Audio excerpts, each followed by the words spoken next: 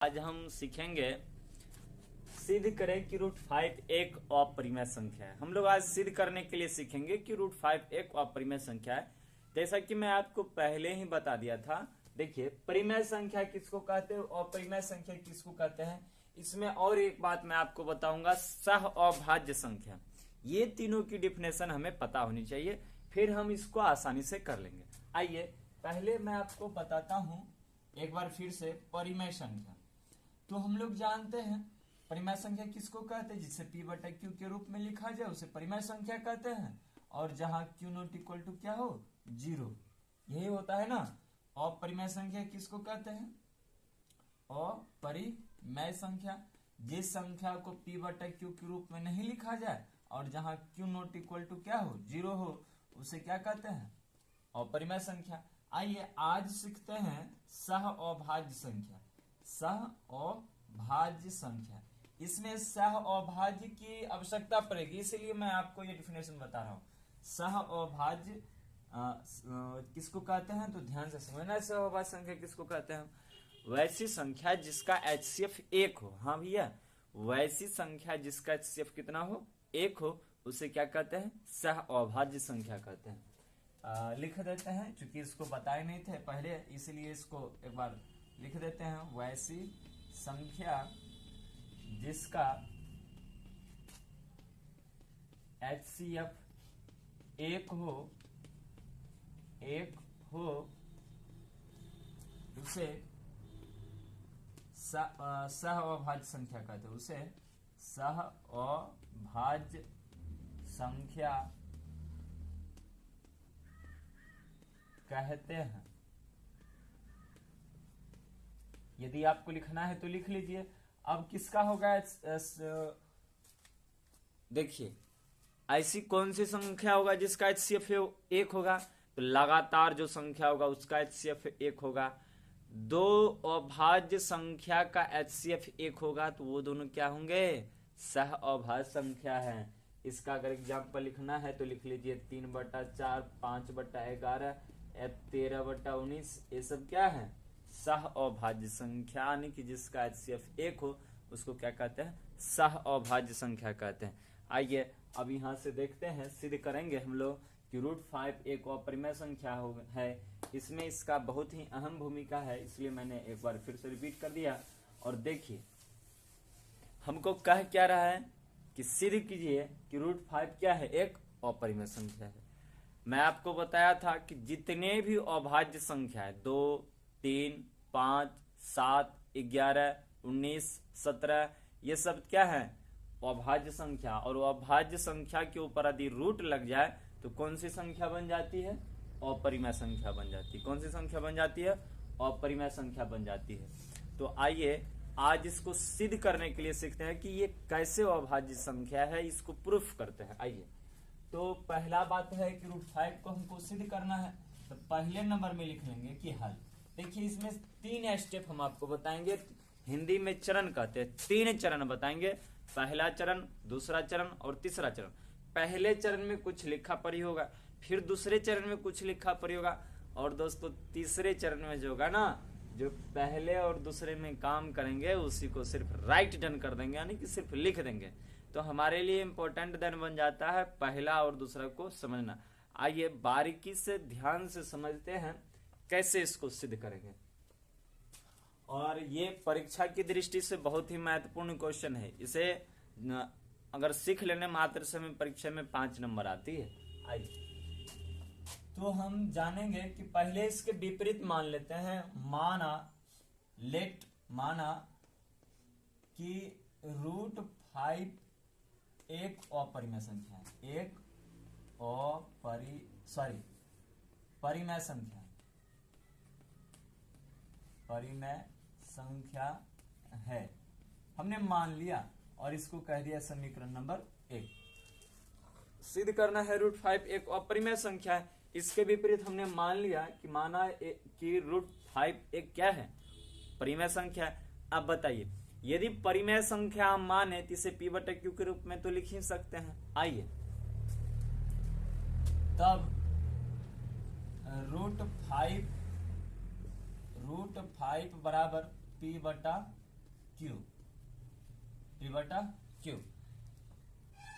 जब हम इसको मान लिए हैं कि a एक परिमेय संख्या है तो √5 को P बटा क्यू के रूप में तो हम लिख ही सकते हैं। अब जैसे ही √5 को लिख दिए P बटा क्यू के रूप में, तब क्या करेंगे कि दोनों तरफ वर्ग कर देंगे, दोनों तरफ।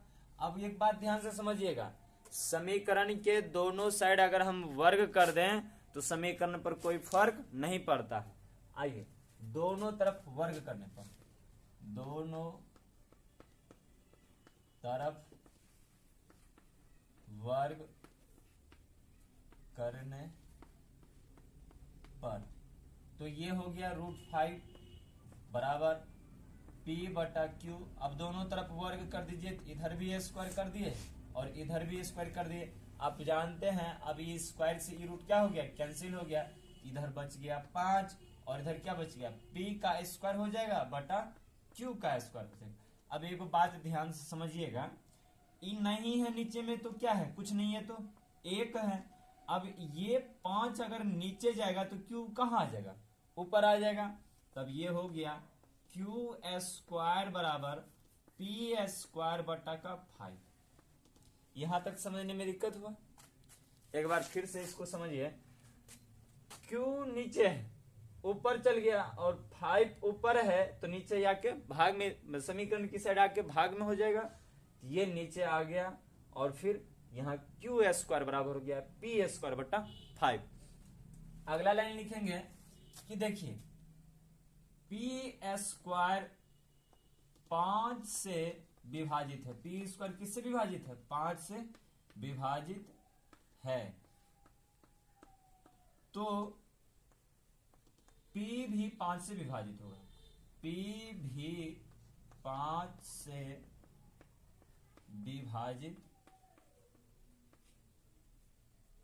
विभाजित होगा।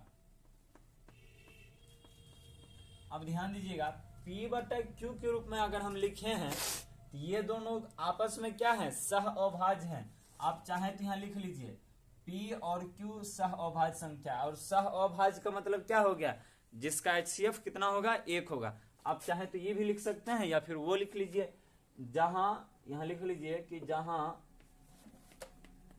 P और Q सह अभाज्य संख्या, सह अभाज्य संख्या है, सह अभाज्य नंबर है। इसका मतलब क्या हुआ, आपको अभी बताए थे कि इसका P और Q का जो HCF होगा कितना होगा, 1 होगा। तो ये हो गया कि जहां P भी 5 से विभाजित होगा। अब देखिए P भी किससे विभाजित हो रहा है, 5 से विभाजित हो रहा है। आइए इसको ध्यान में रखना है। चलिए राइट डन। आइए अब दूसरा, ये हो गया step number first, step number first, STEP, step number first. आइए स्टेप नंबर सेकंड देखते हैं, स्टेप नंबर सेकंड। अब सेकंड क्या कहता है,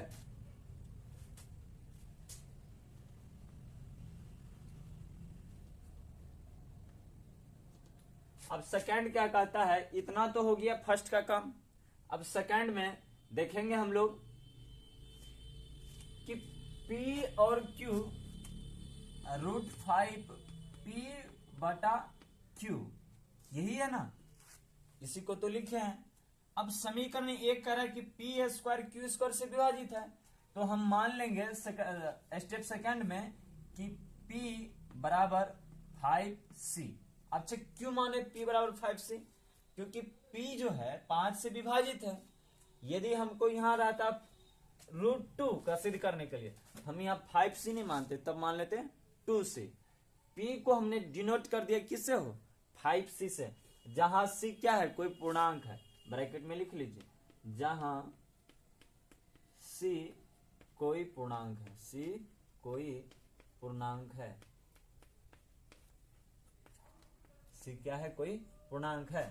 आइए C जब पूर्णांक है तब ये फर्स्ट का जो ये समीकरण बना है इसको रख दीजिए आप सेकंड समीकरण को, तो Q स्क्वायर बराबर P स्क्वायर बटा 5, यही है ना, इसको हमने रख दिया। अब P बराबर हमने मान लिया है, कितना माना, 5C, तो हो गया कि क्यू स्क्वायर बराबर पी का वैल्यू 5c, तो 5c का स्क्वायर बटा 5। फिर हो गया क्यू स्क्वायर बराबर 5 का स्क्वायर 25c है, तो c बटा 5 है, तो 5 इससे ही कट गया, क्या बार में हो 5 बार में, तो हो गया कि क्यू स्क्वायर बराबर 5c।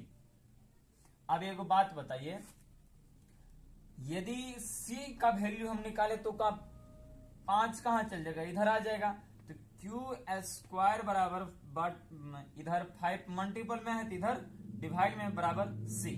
ये हो गया फर्स्ट समीकरण। यहां माना, अब देखिए यहां हो गया सेकंड, तो इसको मान लीजिए आप थर्ड, क्या मानिएगा, थर्ड समीकरण। अब यही 3 बात करनी थी इसमें। अब आइए, यहां जैसे हमने लिखा था कि पी स्क्वायर बट्टा 5 जब आया था तो हमने लिखा था कि पी स्क्वायर 5 से विभाजित है। यहां भी तो हम लिखेंगे कि क्यू स्क्वायर किससे विभाजित है, 5 से विभाजित है।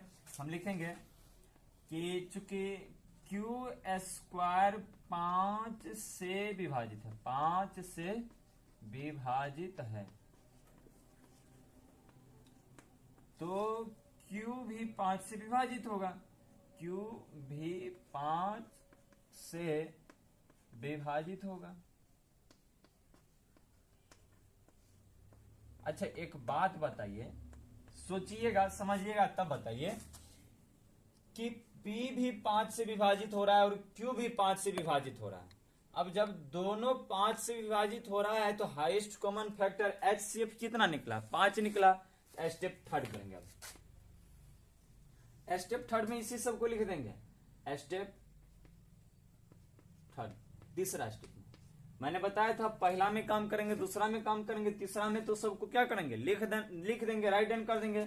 तो हम लिखेंगे कि P भी 5 से विभाजित है और Q भी 5 से क्या है, विभाजित है। जब दोनों विभाजित है 5 से, मतलब इसका HCF क्या हो गया, 5 हो गया। लेकिन हमने माना है कि जहां P और Q सह अभाज्य संख्या, मतलब HCF जो होगा दोनों का 1 होगा।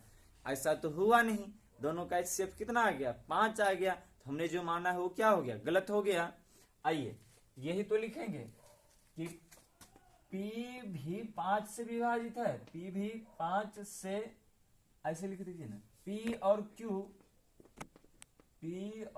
Q दोनों 5 से विभाजित हो रहा है, दोनों 5 से विभाजित हो रहा है, विभाजित हो रहा है। जबकि समीकरण एक में माना था कि P और Q सह अभाज्य संख्या, P और Q क्या है, सह अभाज्य संख्या है।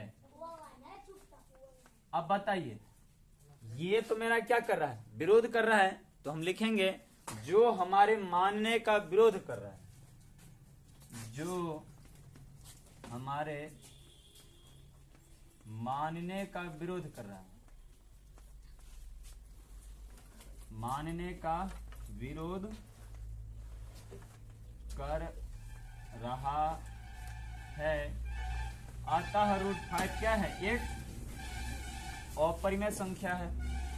ऊपर लिख देते, नहीं नीचे नहीं दिख रहा है तो, अतः √5 एक अपरिमेय संख्या है। Answer, proof. कहिए क्या कहते हैं। ये सिर्फ ये जो है √2 सिद्ध करने के लिए, √3 सिद्ध करने के लिए, √5 सिद्ध करने के लिए, इसमें सिर्फ 3 स्टेप करनी है। लेकिन यदि इसके साथ कोई जोड़ में दे दे, कोई घटा में दे दे, कोई गुणा में दे दे, कोई भाग में दे दे, मतलब √2 √3 अपरिमेय संख्या के साथ अगर कुछ भी दे दे तो बड़ा आसान हो जाता है, तब तो एक स्टेप में ही आपका निकल जाएगा। लेकिन ऐसे सवाल के लिए 3 स्टेप करना ही पड़ता है। आज के लिए इतना ही। Thank you so much. मिलते हैं आपसे अगले वीडियो में। जय हिंद।